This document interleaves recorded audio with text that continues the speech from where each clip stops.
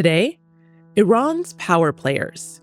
Who's left after the strikes? The way President Trump is presenting it, that there is a new regime in Tehran. I mean, where's the new regime? I'm just seeing the old system with new faces. With top figures targeted and a deadline looming from U.S. President Donald Trump, who's shaping Iran's response now? I'm Malika Bilal, and this is The Take.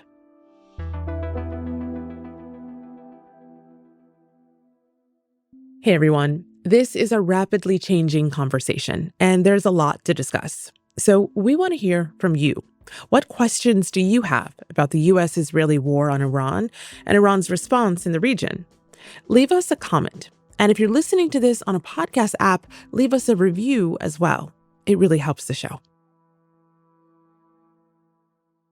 On Wednesday night, U.S. President Trump addressed his nation and the world in a live televised speech. Just over a month into the U.S.-Israeli war on Iran, he gave an update on how he sees the war ending. I can say tonight that we are on track to complete all of America's military objectives shortly, very shortly. We're going to hit them extremely hard over the next 2 to 3 weeks. We're going to bring them back to the Stone Ages where they belong. The speech was only announced the night before, and it came as Trump made comments earlier that the U.S. would be out of Iran pretty quickly. Hours before the speech, I spoke to my colleague, Al Jazeera correspondent Hashem, who's covering the war from Tehran. I asked him about the people on the other side of this war. Who are they, and how are they shaping Iran's response? Hashem, welcome back to The Take. It is really good to have you, especially because I've had the chance to get your analysis and your reporting a couple of times over the course of this U.S.-Israeli war on Iran. But this is the first time that you were speaking to me from inside Iran. You're in Tehran right now, a place that you have reported from before, but I imagine it must feel pretty different right now. As Iran's leadership is being targeted, the city is being hit. Set the scene. How does it feel to be there? Well, Malika, thank you very much for having me once again from Tehran this time. Actually, it's completely different. The feeling is different. The atmosphere is different. The whole country is going through a kind of an existential phase. And you can see it on people, you can see it in the streets, you can see it everywhere. The fact that I came during the war gave me a lot of reasons to contemplate and think how things are going to end up. Because, you know, this is not just about Iran. It's about the whole region. It's even wider than the region, because the way Iran is situated, its geopolitical position, makes it a huge influence on all its surrounding, from China to Russia to the Middle East to Europe and Turkey. So yeah, I mean, it's different. What's also different, of course, is the leadership. So let's talk about the current cast of characters, the people who are guiding Iran through this wartime period. I want to start with someone that our audiences will be familiar with because we see him on our screens on Al Jazeera often, Abbas Araghchi, a longtime diplomat central to Iran's nuclear talks, someone who knows how to navigate the West. You had a sit down with him not too long ago. I will repeat, this war is not our war. We did not start it. The United States started it and is responsible for all the consequences of this war, human and financial, whether for Iran, for the region, or for the entire world. The United States must be held accountable. Who is he, and why does he matter at this moment? Well, Abbas Araghchi is a very instrumental person in the Iranian diplomacy. He's one of those who climbed the ladder step by step from the university of the foreign ministry to become the foreign minister himself. He comes from a Bazari family, a family that worked as businessmen in the Iranian market, in the bazaar. And that's actually, this has its impact and its effect on the way he negotiates and the way he talks. Actually, he said that in his book, power of negotiations. He mentioned his background as a son of a Bazari family. And then when he came to the foreign ministry after the war with Iraq, he started paving his way through different ways till he became part of the Iranian negotiating team. And he was with Mohammad Jawad Zarif and Ali Akbar Salehi during the 2013 till 2015 nuclear talks. And I think he played a huge role in getting Iran that deal alongside the foreign minister Zarif then and Ali Akbar Salehi. But at the end, Abbas Araghchi's, let me say, character is different from other foreign ministers if he is to be compared to others, because he brings together the understanding of the Western mentality and at the same time understanding of the Iranians and what they want, because he's too much Iranian. He comes from the bazaar. So I think that this is helping him. He knows how not to be reacting at the time he shouldn't be. And now he's seeming very much like a man of the people. We're seeing images of him out in the streets, smiling, walking with the people, being seen. Well, yeah, he's kind of a person that wants to sorry.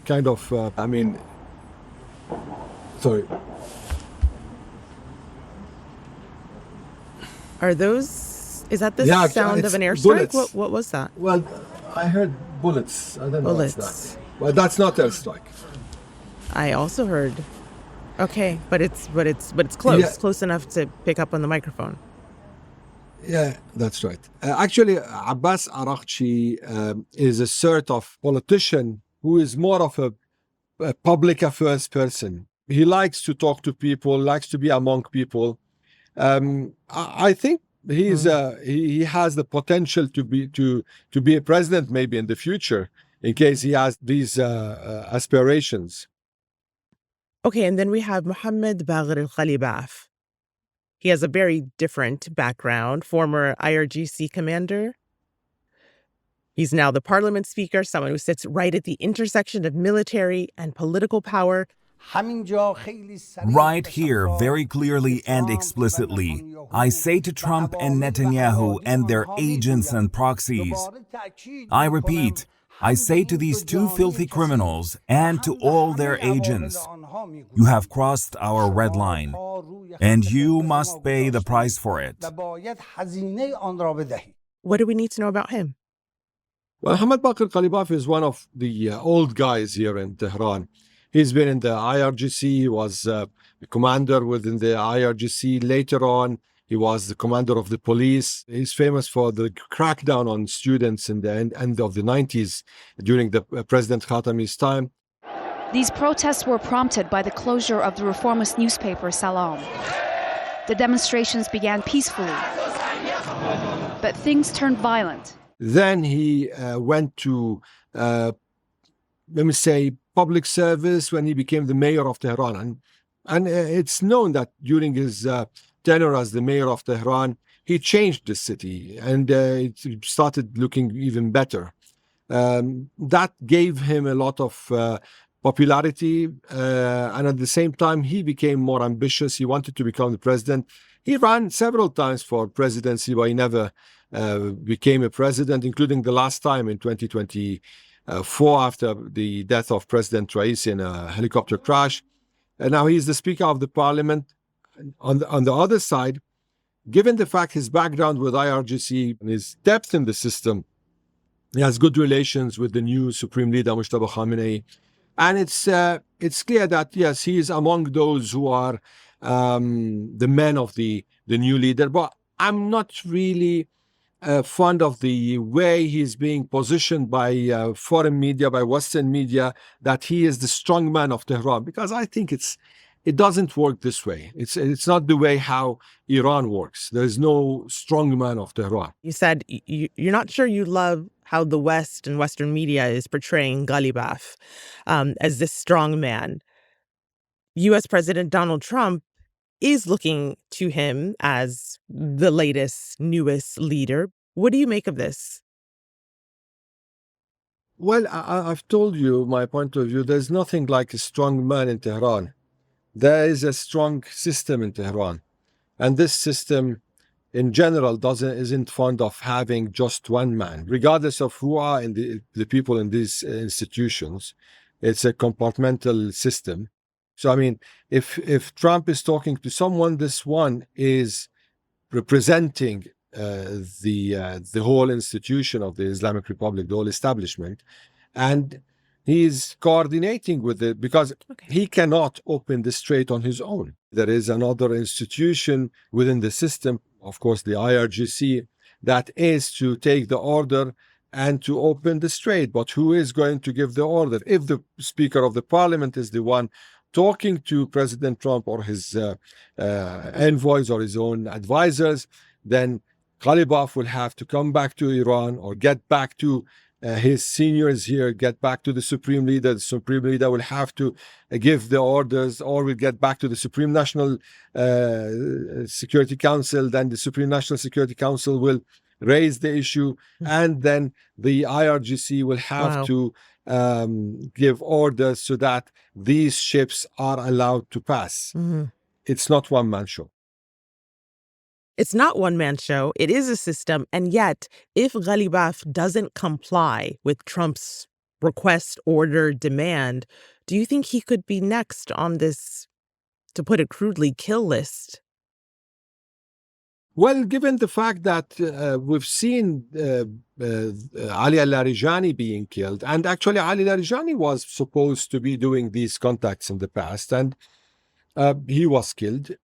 For decades, Larijani, well, he was the calm and the pragmatic face, if you like, of the Iranian establishment. He was very much at the heart of negotiations. Everyone is on that list. Everyone is on that list, and everyone might be killed if they're not taking their security measures seriously. The Larijani was killed. The head of the intelligence, or the minister of intelligence, was killed. But of course, if Ghalibaf is taking his measures, then he will extend his life as much as possible. And given the fact he is the one, I mean, this is what is being said, but we don't really know if he is the one, because right now we have another also strong man between parentheses, which is Mohammad Bagher al-Qadr, the secretary of the Supreme National Security Council. Iran's new security chief, the former IRGC commander Mohammad Bagher Zolgadar, has been picked to replace Ali Larijani. Zolgadar is viewed as more of a hardline figure than his predecessor. This is another strong man in the system also. So for Ghalibaf to be able to talk to the Americans or to anyone, he'll have to also pass through the Supreme National Security Council. So it's very complicated. It's not that really superficial the way President Trump is presenting it, that there is a new regime in Tehran. I mean, where's the new regime? I really want to see this new regime. There's no new regime. I'm just seeing the old system with new faces, even not new faces, because when we are talking about Mohammad Bagher al-Qadr was the commander of the Ramazan headquarters in the IRGC during the 80s, and Ahmed Wahidi, who is now the commander of the IRGC, was the founder of the Quds Force in the 90s, and Mohammad Bagher Ghalibaf, just as I was telling you, was so. Who is the new regime? I've been really looking for that new regime. I didn't find it. Well, you mentioned Khamenei, and so we can't have a conversation about the cast of characters without talking about him. The last time I talked to you, we just got his name as the new supreme leader. Since then, how has he fared? Well, we've not seen him yet. We just heard from him, read the statements coming from him.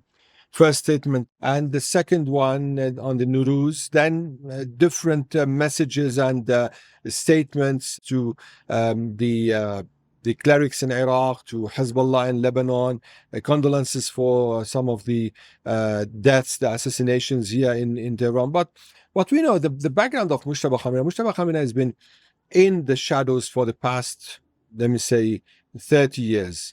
And given the fact that he's the son of the supreme leader, the former supreme leader, he was one of those who had their own, let me say, networks.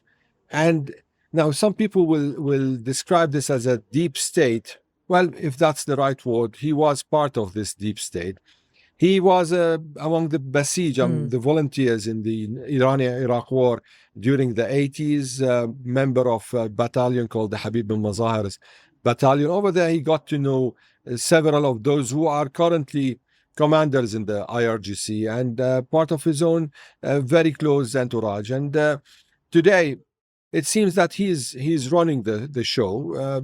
And there is, a lot of analysis that we read here and there, but regardless of that, we need to see him to know what's the reality. Well, finally, Ali, because you have 1 minute left. Earlier you dismissed the sound of gunshots in the background because this is everyday life for you right now. But from where you are in Tehran, what should we be watching for now? Well, to be frank, I didn't hear your question very well because of the connection issues. But I assume that you're asking about the situation, how we are doing here. Yes, sometimes here like 4 or 5 airstrikes. The place will be shaken. A couple of days ago, there was an airstrike close to the bureau. Also, on daily basis, air defenses, whenever the air defenses are activated, we see them behind us in the background, just shining in the sky, especially in the night. And this is it. I mean, this is Tehran. After we finish working, then we'll find a coffee shop to go to and have a few hours there just to feel a bit relaxed, and then we go sleep and the cycle restarts. Ali, Hashem, thank you for giving us some of your time in the middle of that cycle. We really appreciate it. You are most welcome. Most welcome.